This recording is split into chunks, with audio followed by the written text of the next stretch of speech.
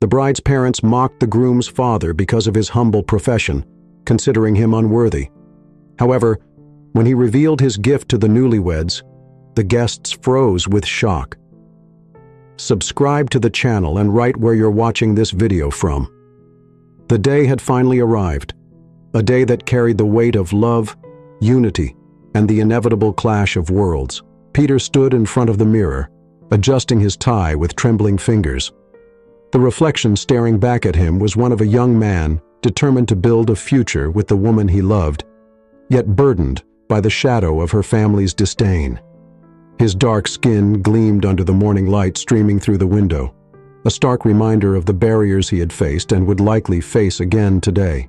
Peter's fiancée, Emily, was everything he could have dreamed of: kind, compassionate, and unfalteringly supportive. She had stood by him through every hurdle, defending their love against the subtle and not-so-subtle objections of her family. Yet as much as she loved Peter, she couldn't deny the prejudice deeply ingrained in her parents, George and Margaret, and the rest of their affluent, predominantly white family. Today they would meet Peter's father, Thomas, for the first time, and Peter could feel the tension tightening like a noose around his chest. Thomas had always been a man of quiet dignity. A janitor by trade, he had worked tirelessly to raise Peter alone after the untimely death of his wife, despite his modest means. Thomas carried himself with a grace that belied the challenges he had faced. To Peter, he was a hero, the man who had instilled in him the values of hard work, humility, and integrity. But Peter knew all too well how people like George and Margaret would perceive his father. The wedding venue was a sprawling estate, the kind that screamed wealth and exclusivity. As Peter and Thomas arrived, stepping out of the modest sedan that Thomas had polished to a shine the night before, they were met with the spectacle of luxury. Glistening cars lined the driveway and impeccably dressed guests milled about, their laughter mingling with the soft strains of a string quartet. Thomas adjusted his simple yet well-pressed suit, his weathered hands smoothing over the fabric as he surveyed the scene with a mixture of awe and apprehension. Peter noticed the subtle glances cast their way, the whispers that followed them as they made their way toward the main entrance. "Just remember," Peter said, quietly leaning toward his father, "no matter what happens, you're the reason I'm standing here today. None of this would be possible without you." Thomas gave his son a small, reassuring smile. "I'm here for you, Peter. This is your day." The contrast between the two families was stark. George and Margaret stood at the center of a group of guests, exuding an air of superiority that seemed to infect those around them. Margaret's sharp eyes immediately landed on Thomas, scanning him from head to toe with a critical gaze. George, tall and imposing, approached with an overly polite smile that didn't quite reach his eyes. "You must be Thomas," George said, extending a hand. "I've heard a lot about you." Thomas shook his hand firmly. "And you must be George. It's a pleasure to meet you," Margaret chimed in, her tone dripping with condescension. "We've been so curious about Peter's family. Tell us, what do you do for a living?" Thomas met her gaze without flinching. "I work as a janitor. It's honest work, and it's provided for my son and me." A palpable silence fell over the group.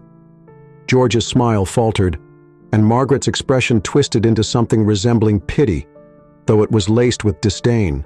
"Well," she said finally, "it's certainly admirable to work hard for one's family." Her words were carefully chosen, but the condescension was unmistakable. Peter clenched his fists at his sides, his jaw tightening as he watched his father endure their veiled insults with unwavering composure. Emily appeared at that moment, her presence a beacon of calm in the storm of tension. She greeted Thomas warmly, her genuine smile cutting through the pretense of the gathering. "I'm so glad you're here, Thomas," she said, taking his hand in hers. "You've raised an incredible son." Thomas's smile softened. "Thank you, Emily. It means a lot to hear that as the evening progressed, the divide between the two families became increasingly evident. The lavish decor, the expensive menu, the designer outfits all served to underscore the disparity between Thomas's humble upbringing and the opulence of Emily's world. Yet Thomas remained steadfast, his quiet dignity a sharp contrast to the arrogance of George and Margaret. He engaged politely with the guests, answering their probing questions about his background with honesty and grace. But the whispers continued growing louder as the evening wore on. "Did you hear he's just a janitor?" one guest murmured to another. "I can't believe Emily's marrying into that family," another said, her voice dripping with disdain. Peter overheard every word, his anger simmering just beneath the surface. But every time he looked at his father, standing tall and unshaken amidst the scrutiny, he felt a surge of pride. As the night drew to a close, George and Margaret exchanged a knowing glance as they approached Thomas, their smiles as insincere as ever. Thomas George began, "We appreciate you coming today. It must be a bit overwhelming being in a setting like this," Margaret added. "Yes, it's not every day one gets to experience this level of refinement." Thomas met their gazes. "Still, it's certainly a different world," he said evenly. "But I found that what truly matters isn't the setting, but the people." George and Margaret were momentarily taken aback by his response, but their composure quickly returned. "Well," George said, forcing a chuckle, "I suppose we all come from different walks of life." As they turned to leave, Peter stepped forward, placing a protective hand on his father's shoulder.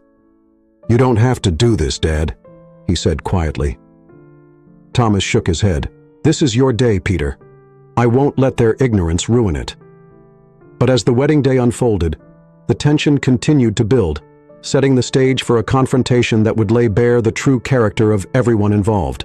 The grand dining hall shimmered under the glow of crystal chandeliers, the tables adorned with pristine white linens and arrangements of fresh flowers. Guests began taking their seats, the clinking of fine china and hushed murmurs creating an undercurrent of expectation.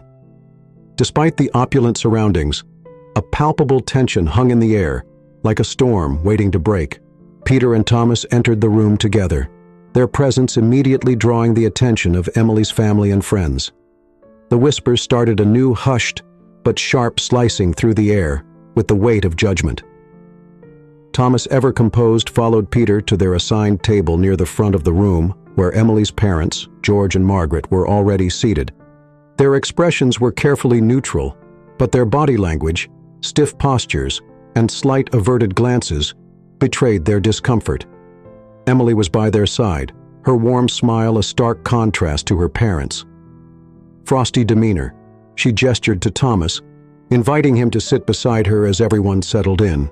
George cleared his throat, his voice cutting through the murmurs. "Before we begin, I'd like to welcome you all to this special occasion. Tonight we celebrate not only the union of Emily and Peter, but also the merging of two families." He paused, glancing briefly at Thomas.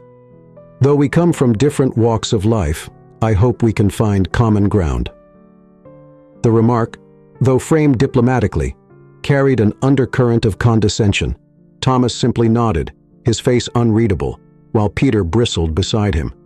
The servers began circulating, placing artfully arranged dishes before the guests. The hum of conversation resumed, but it wasn't long before the focus returned to Thomas, so Margaret began her tone light, but with an edge that suggested she was probing for sport. "Peter mentioned that you've worked tirelessly to support him. That's admirable. What is it you do again?" Thomas placed his fork down, meeting her gaze with quiet confidence. "I'm a janitor. I've been one for most of my life." The statement hung in the air, followed by an uncomfortable silence. Margaret's perfectly arched eyebrows lifted in a performance of polite surprise. George leaned forward, a tight smile playing on his lips. "A janitor, you say? That's certainly a noble profession." He said his words were laced with insincerity. "It must be fulfilling to know you've done your part even in such humble circumstances." Peter's hand tightened around his glass, the sound of his knuckles cracking barely audible. Emily placed a common hand on his arm, though her own frustration was evident in the way her cheeks flushed. Thomas, however, remained unperturbed. "It's honest work," he replied evenly. "It allowed me to raise my son and give him the opportunities he needed to succeed. I wouldn't trade it for anything." Margaret tilted her head, her lips curling into a smile that didn't reach her eyes. "Of course, and now look at Peter, a testament to your hard work, though I imagine Emily's influence has helped polish him a bit." She chuckled lightly, glancing around the table for validation. A few of the guests exchanged amused looks, but Peter's expression darkened.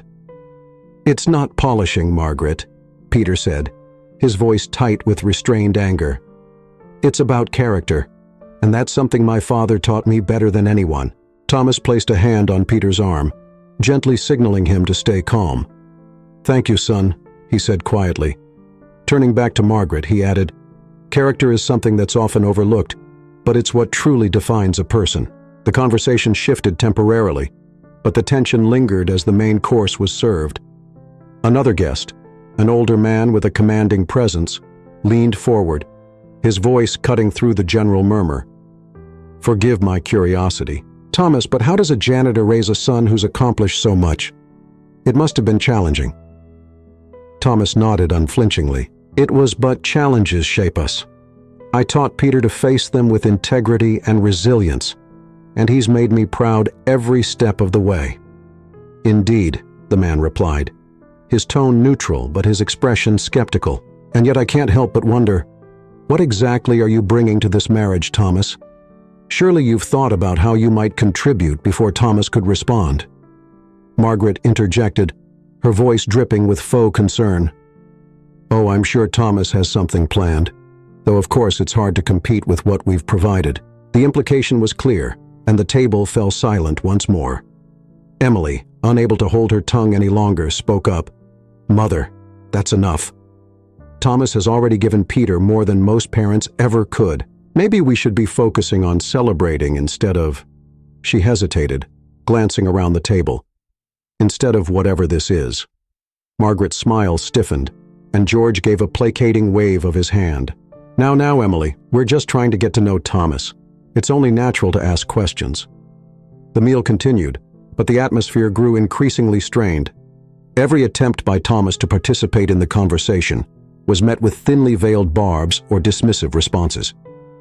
The other guests, emboldened by George and Margaret's behavior, began to join in their whispers, barely concealed. "Can you imagine a janitor at an event like this?" one woman murmured to her companion. "It's almost laughable. I wonder what he'll give as a wedding present." Another said a mop. Perhaps Peter heard every word, his temper nearing its breaking point, but it was Thomas's unwavering composure that kept him grounded. His father's calm in the face of such blatant disrespect was a reminder of the strength Peter had always admired. Finally, as dessert was served, George leaned back in his chair, addressing Thomas directly. "Well, Thomas, I suppose we'll find out soon enough what kind of gift you brought for the happy couple. I'm sure it'll be thoughtful." The remark drew chuckles from several guests, but Thomas merely smiled. "I believe gifts should carry meaning, rather than simply a price tag," he said. "I hope it will be appreciated for what it represents." George opened his mouth to respond, but Emily cut him off. "Enough, Dad. This is supposed to be a celebration, not an interrogation." Margaret raised her glass, forcing a laugh. "Oh, Emily, we're just having a bit of fun. No need to be so serious this evening." Drew to a close with the tension still simmering, unspoken yet palpable, as the guests began to disperse. Peter turned to his father, his voice low but firm. "I'm so sorry, Dad. They had no right to treat you that way." Thomas placed a reassuring hand on his son's shoulder. "Don't apologize, Peter. They may have their opinions, but they don't define who I am or who you are. Remember that."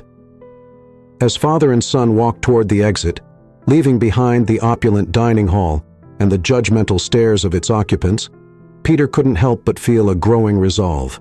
Whatever challenges lay ahead, he knew one thing for certain. His father's wavering strength and integrity would guide him through the night, though the difficulty was far from over, and the events that followed would test them both in ways neither could have anticipated. The night lingered thick with tension that clung to the air like fog. The echoes of laughter and whispered judgments from the dinner table followed Peter and Thomas as they moved toward the terrace, seeking respite from the oppressive atmosphere inside the grand hall with its shimmering chandeliers and polished silverware. It had begun to feel less like a celebration and more like a battlefield. Thomas's steady footsteps carried him across the marble floor, his shoulders squared, but Peter could see the weariness in his father's eyes. It wasn't just the long evening or the endless barrage of subtle insults. It was the weight of a lifetime spent enduring the same treatment over and over again. Peter closed the terrace door behind them, muffling the chatter and music. The cool night air offered a brief reprieve, but it did little to calm the storm brewing inside him. "I don't know how you do it," Peter said, his voice tight with frustration. "They disrespected you all night, and you just took it." Thomas leaned against the stone railing, gazing out over the manicured gardens illuminated by rows of flickering lanterns. "I didn't take anything," he said evenly. "I chose not to give them the reaction they wanted." Peter shook his head. "But why? Why not stand up to them? Let them know they can't talk to you like that." Thomas turned to face his son, his expression calm but resolute. "Because tonight wasn't about me. It's about you and Emily. If I let them drag me into an argument, it would have ruined everything, and I won't let their ignorance take that from you." Peter opened his mouth to respond, but the terrace door swung open, and Emily stepped outside, her face drawn with concern. "There you are," she said softly. "I was worried when you both left." Peter took her hand, giving it a reassuring squeeze. "We just needed a break." Emily's gaze shifted to Thomas. "I'm so sorry about my parents. I knew they'd be difficult, but I didn't think they'd be this cruel." Thomas offered her a small smile. "It's not your fault, Emily, and it's nothing I haven't faced before." Emily's eyes filled with tears. "But it's not right. I hate how they made you feel, how they made me feel. I wanted this night to be perfect, but they just showed you who they are." Thomas interrupted gently. "And now you have a choice. What matters most is how you respond." Before Emily could reply, the terrace door opened again, this time revealing George, his towering frame silhouetted against the warm light spilling from inside. His smile was tight, forced. "Ah, here you are," he said, stepping closer. "I thought we might have lost you, Emily dear. We're about to start the toasts. You should come inside." Emily hesitated, looking back at Thomas and Peter. "I'll be there in a minute," she said.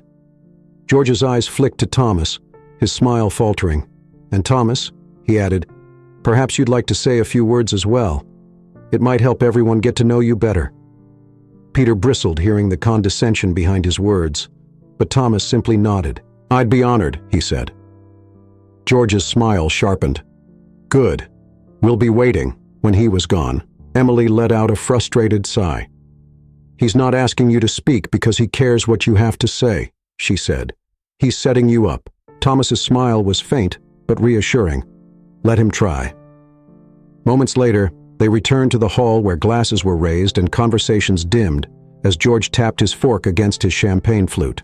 "Ladies and gentlemen," he began, his voice carrying through the room. "Thank you all for joining us tonight to celebrate this wonderful occasion. It's not every day that two families come together in such a meaningful way." He paused, his eyes landing on Thomas and speaking, "A family. I think it's only fitting that we hear a few words from Peter's father, Thomas. After all, he's the man who raised the groom and helped shape him into the man we see before us today." The words might have sounded sincere, if not for the slight smirk playing at the corners of George's mouth. Thomas rose slowly. The room fell silent as all eyes turned to him. "Thank you, George." "Thomas, be again," his voice steady. "And thank you all for welcoming my son and me tonight. I know our backgrounds are different, but I believe this union is proof that love can bridge any divide." Some of the guests smiled politely, while others exchanged knowing glances, clearly expecting him to fumble or falter. But Thomas continued his tone unwavering. "I've spent my life working hard not for recognition or wealth, but to give my son a chance at a better future. I may not have the kind of success that's measured in dollars, but I've succeeded in raising a man who values integrity, kindness, and perseverance. And tonight, I couldn't be prouder to see him standing beside the woman he loves." For a brief moment, a ripple of genuine applause filled the room. But George wasn't finished. "That's a beautiful sentiment," he said, standing once more. "And I'm sure Peter appreciates everything you've done for him. But I have to ask Thomas, what kind of example do you think you're setting? After all, success isn't just about values. It's also about ambition. Don't you think Peter deserves a family that can offer more than humility?" The room fell silent again, but this time the tension was sharper, more dangerous. Thomas looked George in the eye and smiled. "I think Peter deserves a family that knows the difference between humility and weakness," he said. "Because humility isn't about thinking less of yourself, it's about thinking of others more. And tonight, I see two people who've built their relationship on love, respect and understanding. That's more than I can say for some." The room shifted uneasily, and Margaret quickly rose, raising her glass to the happy couple she declared, forcing a smile. The guests echoed the toast, but the mood had shifted. Thomas's words lingered, leaving an undercurrent of discomfort and reflection. As the evening wore on, Peter couldn't shake the feeling that this was only the beginning. His father had faced the storm with grace, but the battle wasn't over, and as he glanced at Emily, who stood defiantly beside him, he knew they would face whatever came next. Together the night pressed on, but the weight of Thomas's words still lingered in the air, like the aftershocks of an earthquake. The clinking of glasses and forced laughter rang, hollow, failing to mask the tension that simmered just beneath the surface. Thomas remained at the table, his expression calm but guarded, while Peter sat beside him, shoulders tight with barely restrained anger. Emily hovered close, her presence a silent reassurance, as if her nearness alone could shield them from the storm swirling around them across the room. George and Margaret regrouped with their friends, their hushed voices carrying faint echoes of indignation. Margaret's eyes darted toward Thomas every few seconds, as though expecting him to make some misstep that would justify their disdain. George, however, seemed more calculated, his gaze fixed and unyielding like a predator waiting for the right moment to strike. Peter leaned closer to his father. "I don't trust him," he whispered. "He's not done. I can feel it." Thomas didn't look up. "Let him say what he wants," he replied, softly. Truth has a way of shining through no matter how much they try to bury it. Before Peter could respond, George rose from his seat and strode toward their table, his polished shoes clicking sharply against the marble floor. The conversations around them faded. His eyes began to follow his movements, curiosity and anticipation stirring among the guests. "Thomas," George began, his voice carrying the practiced authority of a man accustomed to command. "If I may, there's something I've been meaning to ask you all evening." Thomas turned to face him, his expression unreadable. "Of course." George clasped his hands behind his back, his posture stiff and deliberate. "You spoke earlier about hard work and values, and while I respect that, I can't help but wonder why a janitor—" A ripple of murmurs swept through the crowd. Emily's face flushed with embarrassment, but before she could speak, George pressed on. "I mean no disrespect," he continued, though his tone suggested otherwise. "But a man with your composure, your ability to speak with such conviction, you seem capable of so much more. So why settle for cleaning floors?" Thomas's eyes never wavered. "I didn't settle," he said. "I made a choice." George raised an eyebrow. "A choice to spend your life pushing a mop, a choice to take care of my family." Thomas corrected, "To make sure my son had food on the table and a roof over his head. A choice to teach him that no work is beneath a person's dignity for the first time." George faltered, but he recovered quickly. "And what about before? For surely there's more to your story than what you've shared tonight." The words hung heavy in the air, and for the first time, Thomas hesitated. Peter frowned, sensing his father's unease. "Dad?" Thomas drew a breath and stood, his gaze sweeping the room before returning to George. "You want to know more about my past?" he said, his voice steady but carrying an edge that silenced. The whispers around them were fine. "Let me tell you." The room hushed as Thomas began to speak. "I wasn't always a janitor," he said. "Before this, I served in the military. I enlisted when I was 18, barely out of high school, because I wanted to make a difference. I wanted to protect the people I loved, and for a time I did." Eyes widened, guests leaned in, their curiosity piqued. Even George seemed momentarily thrown off balance. "I served 2 tours overseas," Thomas continued.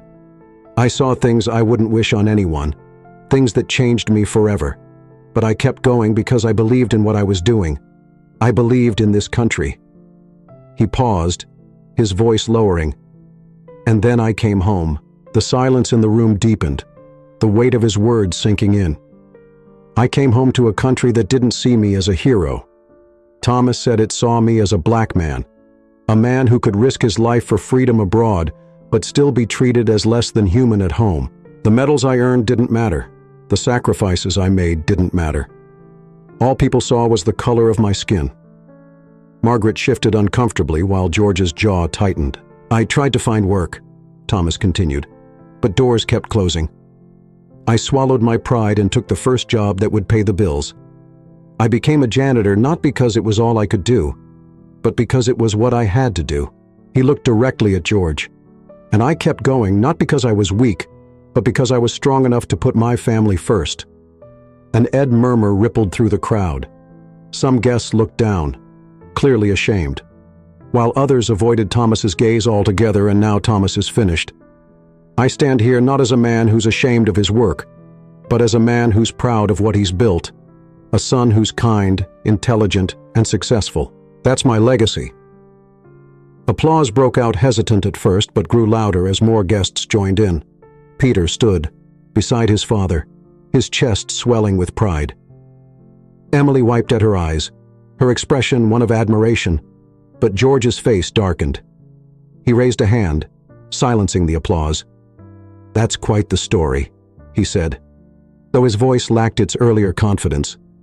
"But forgive me if I find it a bit convenient." Thomas frowned. "Convenient, hero or not? George said you're still a man who's settled, and frankly, I don't think that's the example my daughter needs in her life." The word struck like a slap, and the room fell silent once more. "Enough," Emily said, her voice shaking. "I won't let you talk to him like that." George turned to her, his face hard. "Emily, I'm only thinking of what's best for you, no?" she said firmly. "You're thinking about what's best for you, and I won't stand for it." Peter stepped forward, his arm around Emily's shoulders. "Neither will I." For the first time all evening, George seemed at a loss for words. Margaret tugged at his arm, her expression pleading, but he didn't move. Thomas, however, placed a hand on Peter's shoulder, gently pulling him back. "This isn't the time for anger," he said. "It's time for the truth." The room held its breath as Thomas turned back to George. "You wanted to know who I am," he said. "Now you do. The question is, can you live with it?" George's face hardened, but he said nothing, and as the night continued, the cracks in his carefully constructed world began to show. The air in the hall was still trembled with the echoes of Thomas's revelation. Conversations flickered to life again, but they were hushed, uncertain, curtains as if the weight of his story lingered in every corner of the room. Thomas remained seated, his back straight, his expression calm but distant. Peter sat beside him, his jaw tight as he scanned the room, catching glimpses of nervous glances and whispered comments. Emily stood close, her arm looped protectively through Peter's, her eyes darting toward her parents. George and Margaret were huddled at the far end of the hall, their expressions a blend of indignation and disbelief. Margaret wrung her hands, clearly unsettled by the sudden shift in perception, while George's jaw was set, his eyes locked on Thomas like a predator circling its prey. It was clear that neither of them intended to let the evening end on Thomas's terms. Margaret leaned closer to her husband. "We can't let him get away with this," she hissed. "He's trying to turn this into his victory lap." George's lips thinned. "We won't trust me." Moments later, George strode purposefully toward the microphone at the front of the room, his footsteps echoing loudly enough to draw attention. He tapped the microphone, the sound reverberating through the hall and silencing the crowd. "Ladies and gentlemen," George began, flashing the kind of polished smile that had won him many a corporate deal. "Let's not allow the evening's emotions to distract us from the reason we're here, to celebrate the union of our children."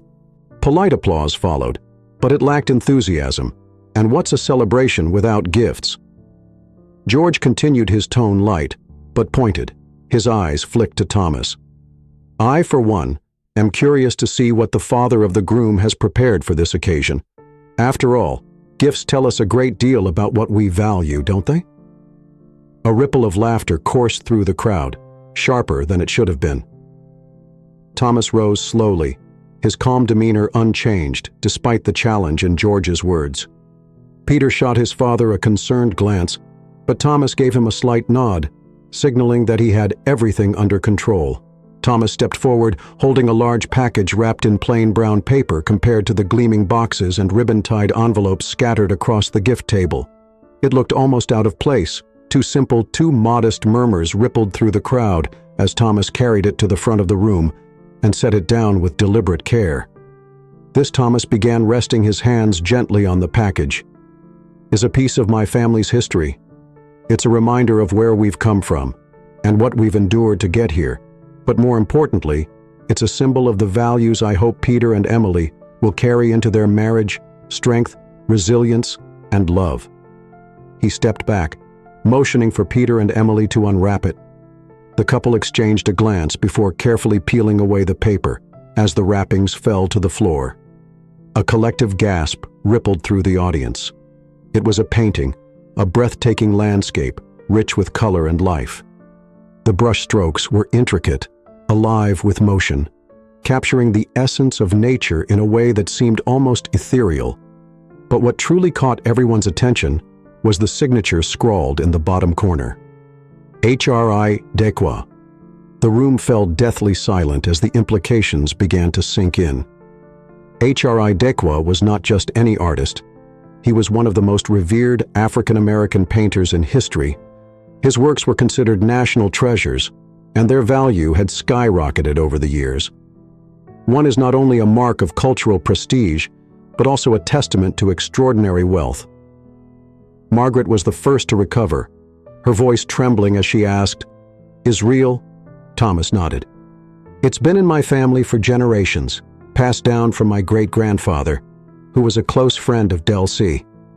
He gave it to my family as a gesture of gratitude for the support they gave him during his early career." Gasps rippled through the crowd again, followed by whispers that bordered on disbelief. George's face went pale, his composure cracking for the first time that evening. "You mean to tell me," George said, his voice strained, "that you've had this fortune in your possession all these years?" Thomas met his gaze evenly. "Yes, and you still chose to work as a janitor." George's voice rose, disbelief giving way to anger. "You could have sold this and lived comfortably. You could have." Thomas interrupted, his voice calm but firm. "Abandon the values my parents taught me. Teach my son that money was more important than integrity. I chose to keep this painting because it's more than just a piece of art. It's a piece of my family story, and that's something I'll never put a price on." The crowd fell silent again. But this time the mood had shifted. The whispers were no longer mocking, but admiring guests began to murmur words like remarkable and inspiring. Even those who had laughed at Thomas earlier now seemed unsure, their expressions tinged with guilt. Margaret stepped closer, her eyes fixed on the painting, as if seeing it might change her opinion. "You mean to tell me," she said, her voice brittle, "that you've been sitting on something this valuable and never thought to flash it around to earn respect?" Thomas cut in. "Respect isn't something you buy, Margaret. It's something you earn." Her mouth opened and closed, but no words came out. George, however, wasn't ready to concede. "This doesn't change anything," he snapped. "You're still a man who raised a son. You're clearly not good enough to deserve." Emily interrupted sharply. The room froze. George turned to his daughter, his face turning red. "Emily, you don't mean that, do you?" she said, her voice steady. "You've spent the entire night trying to tear Thomas down, but all you've done is show me how small-minded you really are, and I'm done letting you ruin this day." Peter stepped beside her, taking her hand. "So am I." The finality in their words hung heavy in the room. George and Margaret looked at each other, their expressions a mix of shock and helplessness. But it was too late. The tide had turned. Thomas stepped forward, resting a hand on Peter's shoulder. "I don't need anyone's approval," he said, his voice carrying through the room. "And neither do you. Stand tall, son. You've earned it." As the applause began, first tentative and then growing stronger, George and Margaret retreated to the back of the room. For the first time in their lives, they were no longer in control. And for the first time that night, Thomas allowed himself to smile, not in triumph, but in quiet, unwavering pride. The applause lingered, a wave of sound that rippled through the hall, but it carried a weight far heavier than celebration. It was not the kind of clapping that followed a performance or a practice speech. It was raw and uncertain, born out of a collective reckoning. Some guests clapped hesitantly, unsure whether to align themselves with Thomas's quiet dignity or with the wealth and power that George and Margaret still represented. Others remained silent, their gazes fixed on the floor, unwilling to meet the eyes of the man they had ridiculed only moments before. Thomas remained at the front of the room, his steady hands resting lightly on the frame of the Delacroix painting, as though grounding himself in its history. Beside him, Peter and Emily stood shoulder to shoulder, their unity as a couple more evident than ever across the hall. George and Margaret lingered at the edge of the crowd. They carefully curated confidence, unraveling thread by thread. But the night wasn't over. Not yet. George stepped forward, his face pale, but his voice forced into steadiness. "I think we've let emotions get the better of us tonight," he said, raising his hands as though trying to calm the room. "Let's not lose sight of why we're here. To celebrate love and family." The words rang hollow, and George seemed to realize it. His eyes darted toward the painting, then back to Thomas, and while this gift is unexpected, I think it's important to remember that material possessions, no matter how valuable, don't define who we are. It was a desperate attempt to regain control, but Thomas didn't flinch. Instead, he stepped forward, his presence commanding the room without effort. "You're absolutely right." George Thomas said, his voice calm but resonant. "Material possessions don't define us. Our actions do. The choices we make when no one is watching, the way we treat people when there's nothing to gain." The room fell silent. Even George seemed momentarily frozen, as if the ground beneath him had shifted, and he was struggling to regain his footing. "I didn't give this painting as a display of wealth," Thomas continued. "I gave it because it represents something far more valuable than money: history, resilience, and the sacrifices of those who came before us. It's a reminder that true worth isn't found in what we own, but in what we stand for." A murmur of agreement swept through the crowd. Margaret's lips thinned. Her carefully applied lipstick was no longer masking the tension in her expression. Thomas's gaze swept the room. "But tonight isn't about me. It's about Peter and Emily, their love, their future. And what I want more than anything is for them to build a life based on respect and understanding, because love, real love, doesn't discriminate. It doesn't care about the color of your skin or the size of your bank account. It endures because it's built on trust." He paused, his eyes landing on George. "And trust is something you can't fake." George flinched, but Thomas wasn't finished. "I've spent my life proving myself," Thomas said, "as a soldier, as a father, as a man.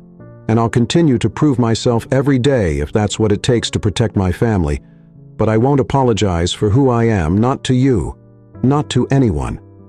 The applause this time was louder, more certain. It rolled through the hall like thunder, and this time no one hesitated to join, went in. Even some of George's friends, wealthy, privileged, and previously smug, clapped along, perhaps recognizing the sincerity in Thomas's words, or perhaps fearing they'd be judged for remaining silent. But George stood stiffly, his face a mask of frustration. He stepped closer, lowering his voice as if hoping the crowd wouldn't hear. "You think you've won them over," he hissed. "This doesn't change the fact that you're still a better man than you." Peter interrupted, stepping between them. His voice was sharp, but his posture was steady, radiating the same quiet strength he had learned from his father, because that's exactly what he is. George's mouth snapped shut, and Peter didn't back down. "I've listened to you insult him all night," Peter said. "I've watched you try to tear him down just to make yourself feel bigger. But it didn't work, did it? Because my father doesn't need money or status to prove his worth, and honestly, neither do I." Emily stepped beside him, her voice equally firm. "And neither do I." George faltered, his gaze shifting to Margaret, but she offered no support. Instead, she lowered her eyes, clearly rattled by the shifting tide of the room. Thomas stepped forward, his voice softer now, but no less powerful. "This isn't about winning," he said. "It's about understanding, about letting go of the fear that makes us build walls instead of bridges. I've been judged my whole life for the color of my skin, for the work I do, and for the choices I've made. But tonight isn't about judgment. It's about love. He turned to Peter and Emily, his eyes shining. And love doesn't need anyone's permission to exist. The room erupted in applause once more, but this time it felt final. It wasn't just for Thomas's words, but for the stand he had taken for dignity, for resilience, and for the kind of strength that couldn't be bought or sold. George and Margaret retreated quietly, their defeat evident in the way their shoulders slumped as they disappeared into the crowd. The guests began to mingle again, but this time the conversations were different. Instead of whispers and judgments, there were questions about Thomas's past, about the painting, and about the legacy he had chosen to preserve. Peter turned to his father, his voice thick with emotion. "Thank you, Dad, for everything." Thomas smiled. "You don't have to thank me, son. Just promise me one thing. Anything. Build something better for yourselves, for your children, and never let anyone make you feel like you don't belong." Peter nodded, and Emily slipped her hand into his. Together they stepped forward, ready to face whatever came next, not as victims of prejudice, but as champions of love and equality, and as Thomas watched them.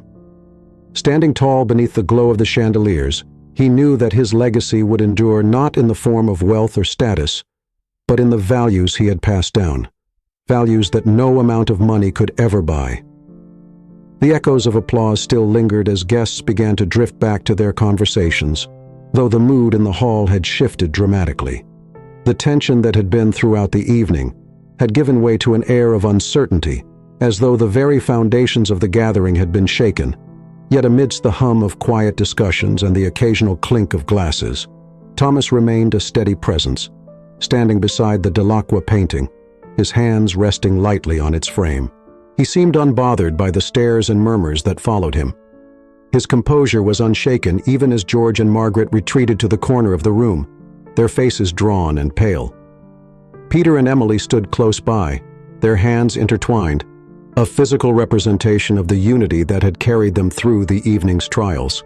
Peter's jaw was set, his gaze flickering between his father and George, while Emily's grip on his hand tightened, as if bracing herself for what was to come.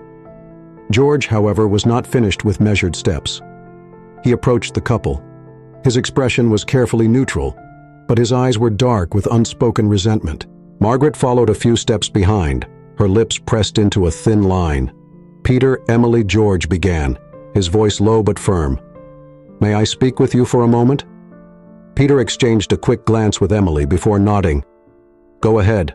George's gaze shifted toward Thomas, lingering there for just a beat too long before he turned back to the couple. "I think we can all agree that tonight hasn't gone exactly as planned," he said. His words were carefully chosen, but there's still time to set things right. Peter frowned. "Set things right?"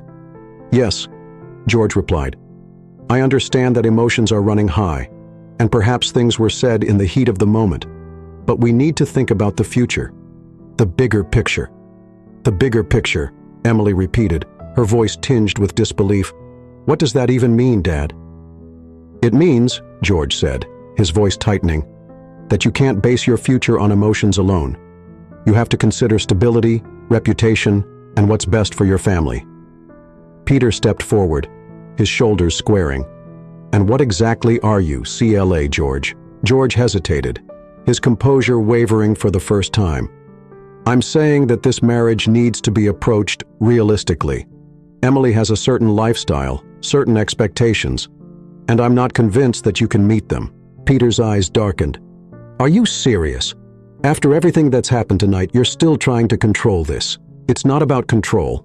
George snapped his voice. "Rising, it's about ensuring that my daughter doesn't throw away her future on someone who loves me, who respects me, who treats me like an equal instead of a possession." George recoiled as though struck. "Emily, no," she said firmly. "I've had enough. Enough of your arrogance. Enough of your prejudice. And enough of you trying to decide what's best for me." Margaret stepped forward, her voice trembling.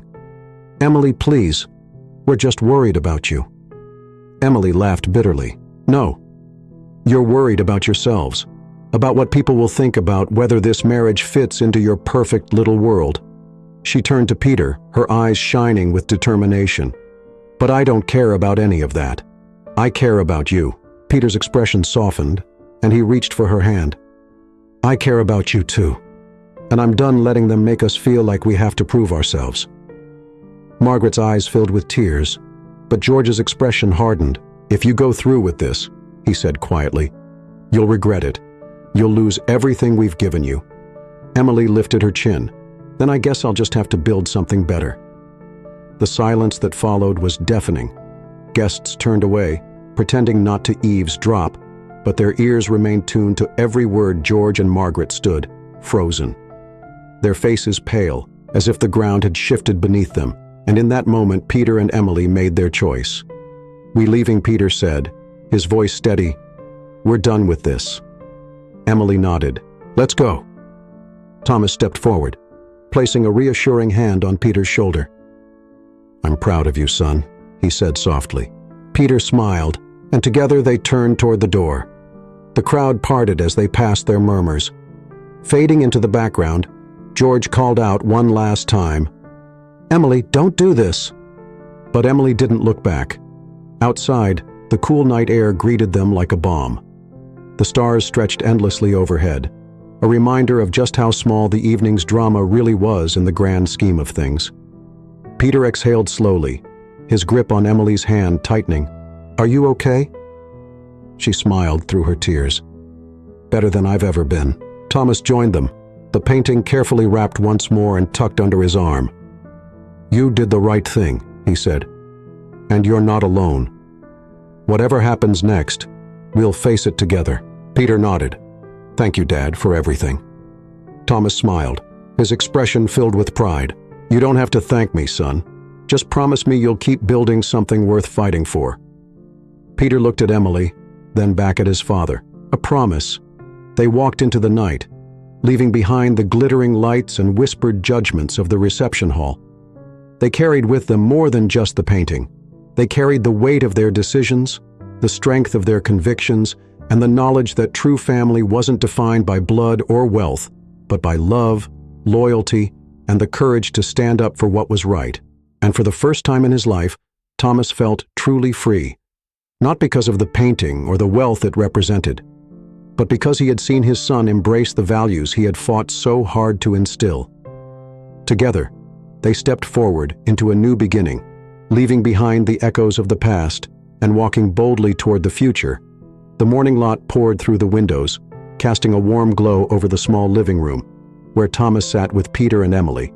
The Delacroix painting rested in its place of honor above the mantel, its colors alive in the soft sunlight. It was more than just art. Now it was a testament to resilience, survival, and the quiet strength that had carried them through the storm of the previous night. Emily sat beside Peter on the couch, her fingers intertwined with his, as they sipped coffee and exchanged quiet glances. The tension that had weighed so heavily on their shoulders at the wedding had lifted, replaced by a calm certainty they had chosen love, dignity, and freedom over expectations, and as they sat together in this modest home, it already felt like the right choice. Thomas watched them quietly, pride warming his chest.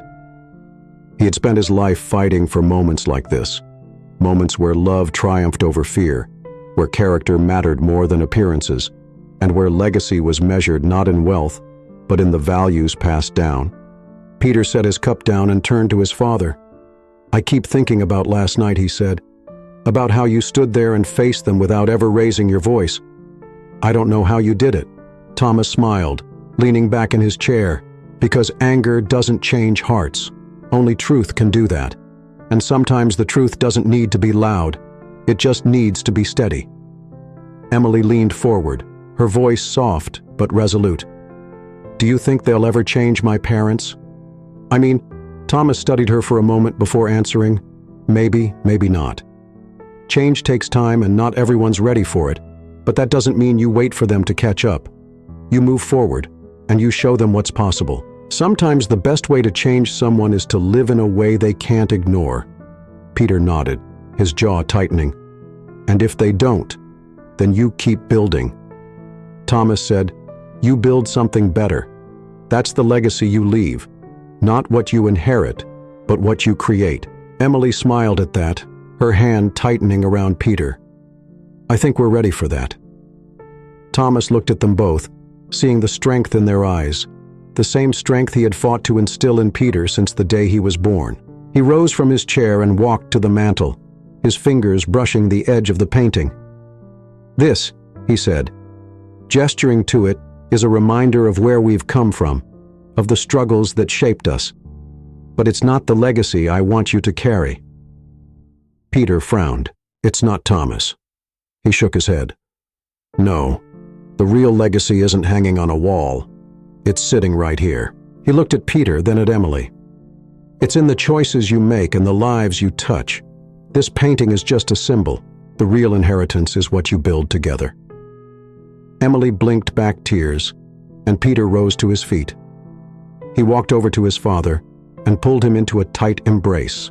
"Thank you," he said, his voice thick with emotion. Thomas patted his son's back, his own voice steady. "You don't have to thank me. Just make it count." The three of them stood together for a moment, bound not by blood alone, but by the strength of their choices and the unshakable foundation of love and respect, as the day stretched on laughter, began to fill the small house plans for the future, unfolded dreams of a home of children, of a life built on their own terms. And through it all, Thomas remained there, a steady presence, offering guidance but never interference. The Delacroix painting stayed above the mantel, but it was no longer the centerpiece of their story. Instead, it became a quiet reminder of where they had been, and a symbol of what they would continue to build together. And as Thomas sat back listening to their voices fill the space around him, he knew his work wasn't finished. It had only just begun. If you like this story, support our channel, subscribe, and click on the bell to not miss new releases. Watch other videos on our channel for more inspiring and exciting stories. Share this video with your friends and family. Maybe it will touch them as much as it touches you. Thank you for being with us.